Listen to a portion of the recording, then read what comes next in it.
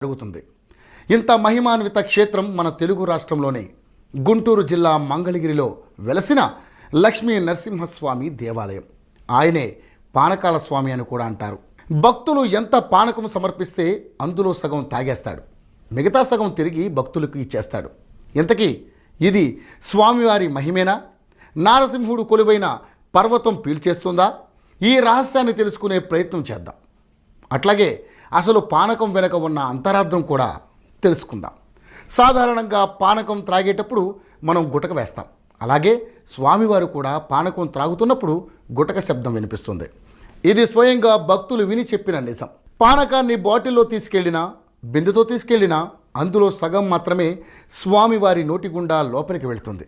సమర్పించడం సగం పూర్తి అవగానే ఆగిపోతుంది, గుటక పడుతుంది. అంటే మిగతా సగం మహాప్రసాదం అన్నమాట.